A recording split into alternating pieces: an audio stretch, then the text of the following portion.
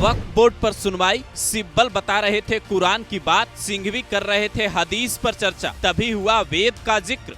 लखनऊ का इमाम बाड़ा हो जाएगा खत, जम्मू कश्मीर में एक जबकि यूपी में एक भी वक्फ प्रॉपर्टी रजिस्टर नहीं। वक्फ कानून पर रोक या मोदी सरकार को हरी झंडी, सुनिए कोर्टरूम में क्या क्या हुआ, अब क्या करने वाले हैं योगी। तारीख 22 मई 2025, वक्त दोपहर का। सुप्रीम कोर्ट में वक्फ बोर्ड पर सुनवाई शुरू होती है। केंद्र सरकार की ओर से पेश सॉलिसिटर जनरल तुषार मेहता कहते हैं वक्फ सिर्फ दान है, वो इस्लाम का अनिवार्य हिस्सा नहीं है, जिस पर मुस्लिम पक्ष की ओर से पेश वकील कपिल सिब्बल और राजीव धवन परलोक का जिक्र करने लगते हैं, वेदों तक की बात होने लगती है। जरा आप भी सुनिए कैसे वेदों का नाम लेकर वक्फ को बचाने की कोशिश की गई।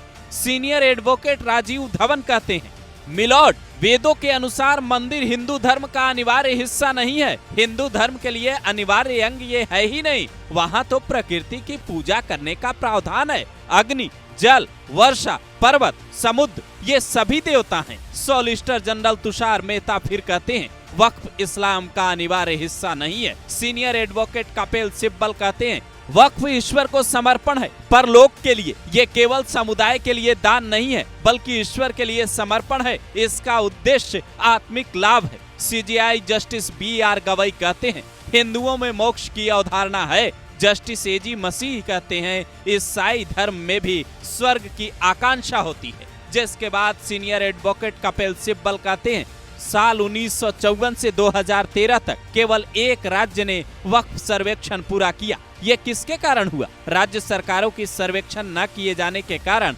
समुदाय वंचित हो जाएंगे। जम्मू कश्मीर में एक वक्फ पंजीकृत है, यूपी में एक भी नहीं। कल्पना कीजिए लखनऊ में इमाम बाड़ा खत्म हो जाएगा। ये बहुत बड़ी बात है।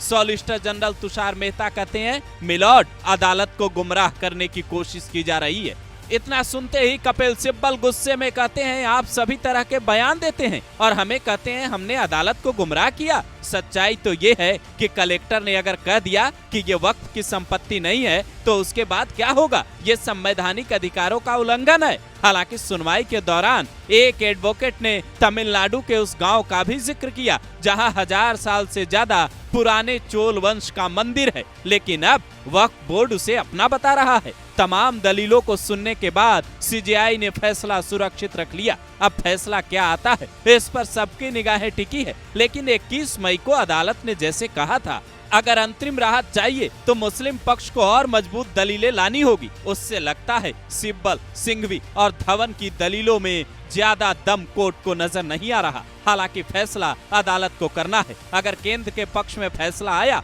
तो फिर दिल्ली से लेकर उत्तर प्रदेश तक और जम्मू कश्मीर से लेकर पश्चिम बंगाल तक वक्फ बोर्ड के नाम पर जबरन जमीन कब्जाए बैठे लोगों पर बड़ा एक्शन हो सकता है। यूपी में तो अवैध कब्जे पर बुलडोजर लंबे वक्त से चल रहा है, लेकिन सोचने वाली बात यह है कि क्या वेदों का नाम लेकर अब वक्फ बोर्ड के कानून को असंवैधानिक ठहराने की तैयारी मुस्लिम पक्ष के वकीलों ने की है?